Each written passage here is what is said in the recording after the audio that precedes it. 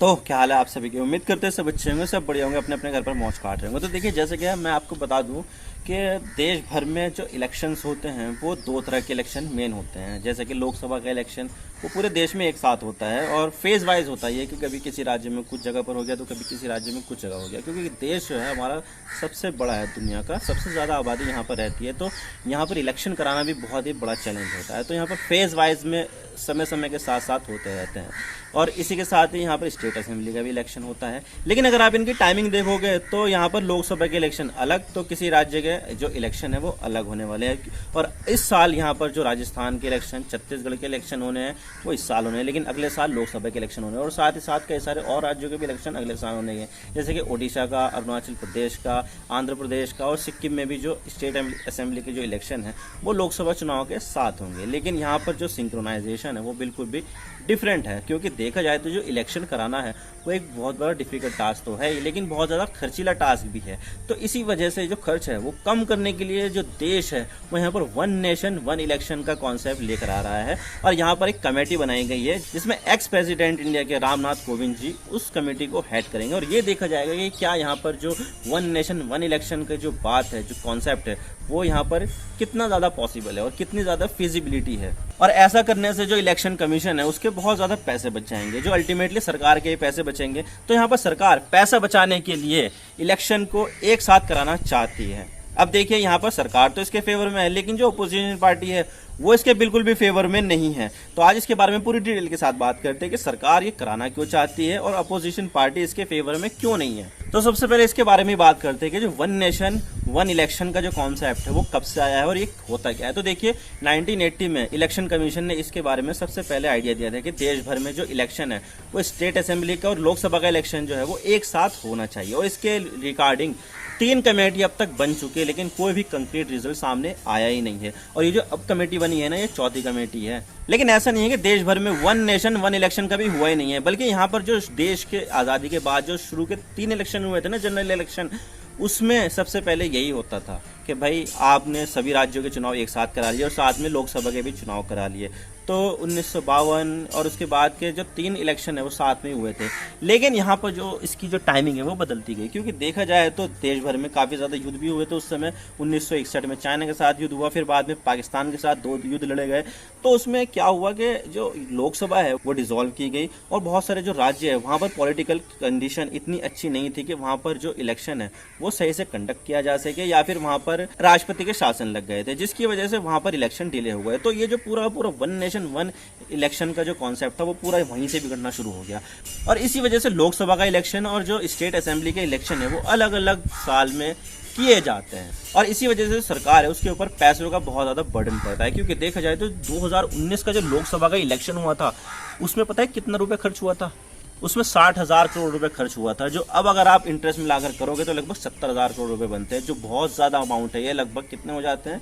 लगभग 8.5 billion US dollar हो जाते हैं। और इस चीज़ से यहाँ पर देश की बहुत ज़्यादा तरक्की की जा सकती है। लेकिन ये पैसा कहाँ पर लग रहा है? इलेक्शन में लग रहा है। और अगर साथ में इलेक्शन कराया जाए तो यहाँ पर जो स्टेट असेंबली का जो इलेक्शन कराने के पैसे हैं वो भी बच जाएंगे। लेकिन यहाँ पे जो बीजेपी है वो बहुत ज़्यादा इसके फेवर में है। और सबसे पहले मोदी जी ने 2020 में इसका इशू उठाया था वन नेशन वन इलेक्शन के बारे में, और फिर 2022 के वोटर्स डे पर यहाँ पर मोदी जी ने फिर से ये इशू उठाया कि भाई देश भर में वन नेशन वन इलेक्शन होना चाहिए। और अब यहाँ पर फाइनली इसके बारे में कमेटी बना दी गई है कि भाई देख तो ले यहाँ पर कि ये चीज़ पॉसिबल है या नहीं है। और ये चीज़ जो बीजेपी पार्टी है उसके मैनिफेस्टो में भी शामिल थी कि हम यहाँ पर ऐसे सिचुएशन बनाएंगे जिससे जो स्टेट असेंबली है और जो लोकसभा का जो इलेक्शन है वो यहाँ पर एक साथ किया जा सके। लेकिन यहाँ पर बहुत सारी जो पॉलिटिकल पार्टियाँ हैं जो खास करके अपोजिशन ब्लॉक में हैं वो यहाँ पर इसको अपोज कर रही है। और बोला जा रहा है यहाँ पर खास करके आम आदमी पार्टी, शिवसेना और जो जितने भी इंडिया गठबंधन के जो घटक दल है उन्होंने यहाँ पर ये कहा है कि इस चीज़ से जो फेडरलिज्म है उसको खतरा हो सकता है और यहाँ पर प्रेसिडेंशियल जो पार्लियामेंट्री सिस्टम है उसको यहाँ पर पुश मिलेगा। लेकिन यहाँ पर अगर एक न्यूट्रल चीज़ की तरह से देखा जाए तो यहाँ पर जो बीजेपी है वो यहाँ पर एक खास पॉलिटिक्स कर रही है, क्योंकि देखा जाए जो लोकसभा के जो इलेक्शन होते हैं वो नेशनल इश्यूज़ के ऊपर लड़े जाते हैं और उसमें जो बीजेपी है वो काफ़ी ज़्यादा माहिर पार्टी है। क्योंकि देखा जाए तो स्टेट के जो इशू होते हैं वो अलग होते हैं, नेशनल इशूज़ जो है वो अलग होते हैं। लेकिन अगर यहाँ पर लोकसभा के चुनाव और विधानसभा के जो चुनाव एक साथ कराए जाएंगे तो जो नेशनल इशूज़ है वो स्टेट इशू के ऊपर काफी ज्यादा हावी हो जाएंगे और मोदी जी की जो अप्रूवल रेटिंग है वो काफी ज्यादा हाई है। तो बीजेपी यहाँ पर जो मोदी जी की जो अप्रूवल रेटिंग है उसको यहाँ पर इनकैश कराना चाहती है और मोदी जी के नाम पर यहाँ पर वोट बटोरना चाहती है, जिससे वो इलेक्शन में बेटर परफॉर्म कर पाए और यहाँ पर कई सारे राज्यों के चुनाव जीत पाए। क्योंकि देखा जाए तो भी रिसेंटली कर्नाटक में चुनाव हुए थे, क्या हुआ, वहाँ पर बीजेपी की सरकार थी लेकिन बीजेपी की वहाँ पर सरकार हार गई और कांग्रेस की सरकार बन गई। ठीक इसी तरह से अगर हम दिल्ली को देखें तो दिल्ली की जो 7 लोकसभा की सीट है वो बीजेपी के पास है, लेकिन अगर हम विधानसभा की बात करें तो सरकार किसकी है, आम आदमी पार्टी है। तो यहाँ पर अगर बंदा वोट डालने बीजेपी को जाएगा तो वो वहाँ पर स्टेट असेंबली में भी शायद हो सकता है कि बीजेपी को वोट डाले, जिससे यहाँ पर जो पूरी अंक गणित है वो सारी की सारी बदल जाएगी। और इसी तरह से राजस्थान में किसकी सरकार है, कांग्रेस की सरकार है, लेकिन उसकी जो ज्यादातर जो लोकसभा का सीट है वो उस पर बीजेपी की कब्जा है। तो इस वजह से अगर बीजेपी लड़ने जाएगी वन नेशन वन इलेक्शन के जरिए राजस्थान के चुनाव जो अगले बहुत जल्द होने भी वाले हैं, तो इस वजह से यहाँ पर जो बीजेपी है उसको काफी ज्यादा फायदा मिलेगा, क्योंकि यहाँ पर बीजेपी लोकसभा में काफी ज्यादा अच्छा परफॉर्म करती है लेकिन वो विधानसभा में पिट गई थी पिछली बार। तो इस वजह से अगर यहाँ पर बंदा बीजेपी को वोट डालने जाएगा लोकसभा में तो वो हो सकता है कि स्टेट असेंबली में बीजेपी को ही वोट दे और कांग्रेस यहाँ पर पीछे हो जाए। लेकिन ऐसा करना ये नियरली इम्पॉसिबल ही लगता है, क्योंकि देखा जाए तो इस तरह की चीज़ों को करने के लिए कॉन्स्टिट्यूशन में एक प्रावधान है और उसमें ये कहा गया है कि भाई 50% से ज़्यादा यानी कि लगभग आधे से भी ज़्यादा राज्यों को इसको रेटिफिकेशन करना पड़ेगा।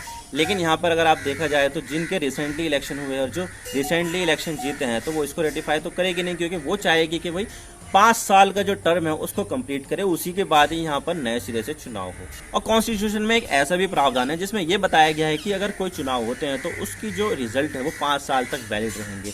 यानी कि कर्नाटक में अभी चुनाव हुए तो वो ऐसा तो नहीं है कि अगले साल लोकसभा के चुनाव होने वाले हैं तो उसका जो रिजल्ट है वो नल एंड वॉइड घोषित हो जाएगा, बल्कि यहाँ पर इसके 5 साल कंप्लीट करने ही पड़ेंगे तो तभी हो पाएगा ये चुनाव। तो इस वजह से यहाँ पर ये जो वन नेशन वन इलेक्शन का जो कॉन्सेप्ट है उसको लागू करना बहुत ज्यादा मुश्किल होने वाला है। और यहाँ पर जो मैन पावर है और लॉजिस्टिक्स है उसकी भी बहुत ज्यादा प्रॉब्लम आने वाली है, क्योंकि देखा जाए तो स्टेट असेंबली का जो इलेक्शन है उसको कराना काफी ज्यादा आसान है, क्योंकि वो एक स्टेट स्पेसिफिक ही होने वाले हैं। लेकिन अगर यहाँ पर लोकसभा के चुनाव और विधानसभा के चुनाव एक साथ कराया जाए तो पूरे जो देश है उसमें बहुत ज्यादा मैन पावर की जरूरत होगी, बहुत ज्यादा लॉजिस्टिक्स की जरूरत होगी और बहुत ज्यादा ईवीएम और बहुत ज्यादा रिसोर्सेज की जरूरत होगी। और इस वजह से यहाँ पर जो बहुत ज्यादा डिफिकल्ट हो जाएगा अगर ये ऐसा होगा तो। और लगभग 200 के लगभग पूरी दुनिया में देश है, लेकिन यहाँ पर जो इस सिस्टम को जो इम्प्लीमेंट असल में किसी देश ने किया है तो वो सिर्फ 3 देश है और वो है साउथ अफ्रीका, बेल्जियम और स्वीडन। ये यहाँ पर ही ऐसा हुआ जाता है और यहाँ पर ही साइमल्टेनियसली इलेक्शन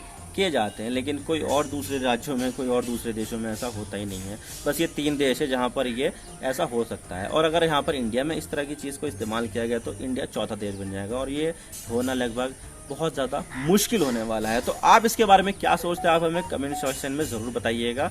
और अगर वीडियो पसंद आए तो लाइक कर देना, वरना डिसलाइक कर देना, लेकिन चैनल को सब्सक्राइब जरूर कर देना। आपके एक सब्सक्रिप्शन से हमें आगे कंटेंट बनाने की मोटिवेशन मिलती है। Thank you for watching. I really appreciate your precious time. God bless you all. Now signing off.